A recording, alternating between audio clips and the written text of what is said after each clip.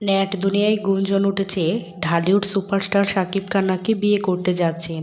পরিবারের পক্ষ থেকে এবার পাত্রীর খোঁজ হচ্ছে, এমনটাই জানাচ্ছেন দেশের সংবাদ মাধ্যম।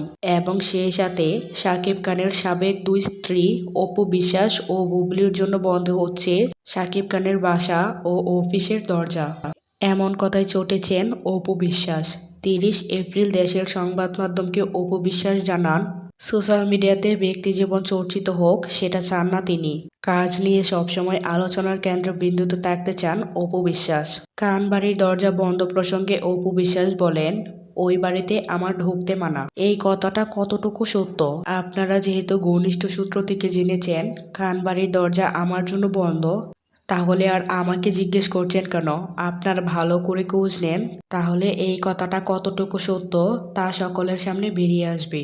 অভিনেত্রী আরও বলেন, আমার সন্তান জয় এখনো অনেক ছোট, ওকে তো আমি একা কোথাও পাঠাবো না। এখন ছেলে যদি বাবা ও দাদার বাড়িতে যেতে চায়, ওর বাবা দাদা দাদি তারা যদি তাকে দেখতে চায়, তখন জয়কে কে নিয়ে যাবে?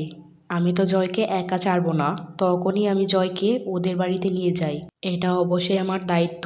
সোশ্যাল মিডিয়াতে ভেসে আসা শাকিব খানের তৃতীয় বিয়ের গুঞ্জন অবশ্যই শুনেছে অপু বিশ্বাস। এই বিষয়ে কি ভাবছেন অপু বিশ্বাস?